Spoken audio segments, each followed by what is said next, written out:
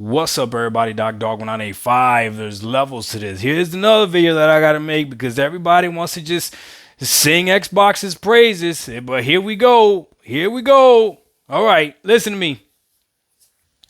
What Xbox is doing, essentially making a PC and just calling them Xboxes, is a good thing in terms of eliminating a wall of exclusivity. That is a good thing. For the Xbox fan base, your next console, with parentheses, right, is essentially going to be a open PC, right? We got to say that. We got to be specific because people are going to say these consoles are already PCs. Got it. Okay. It's going to be an open PC. I mean, it's going to be able to run Steam, all that other stuff, right? With that right there, they're going to eliminate Sony's power to go ahead and money hat a game. Unless Sony's willing to money hat the game from PC as well, which they might, but now Sony's got to be willing to spend more money. Instead of just saying, hey, just keep it off of Xbox, you can have it on PC, it's coming to PC. How many games came to PC and came to PlayStation, but didn't come to Xbox? There was a few, right? Now if Xbox is saying, nah, the game's going to go ahead, and if it's going to Steam, you can play it on our quote-unquote console, then yeah, it's essentially limiting the effect of exclusivity, but exclusivity is not dead by any means. And trust me, I hate exclusivity. I can't stand it. But there's an entire console that its sole purpose is the exclusives, which is the Nintendo Switch. Right? Hands down, right? Even though a lot of people are playing like Cyberpunk.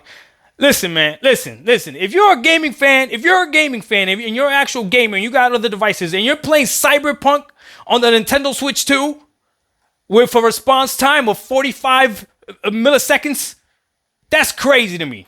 That when you could have gotten a Steam Deck, or you could have gotten an Asus ROG Ally, you could have. Let me leave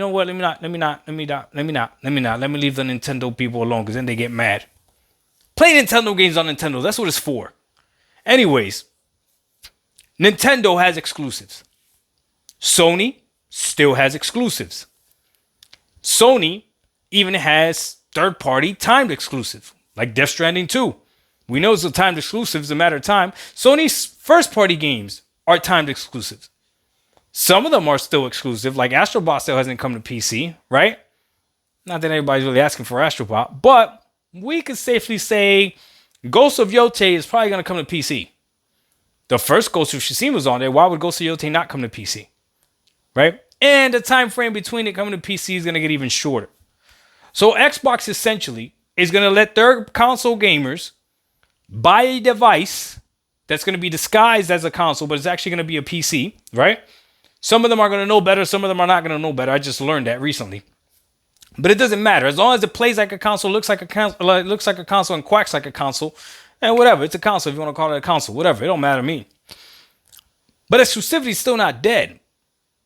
As a matter of fact, if I was Sony and I was looking at this, maybe I do slow down on putting games on PC, because that's the counter move to what Xbox is doing. And then imagine that. Imagine if Sony said, hey, let's ride this wave. Let's not put games on PC, and see now what Xbox does. Then what? I don't know. We'll see. It might be worth it. It might not. But exclusivity, this does not kill exclusivity, unfortunately. To be honest with you, Xbox still has exclusive games that are not on the PlayStation 5. You still can't play Starfield on PS5.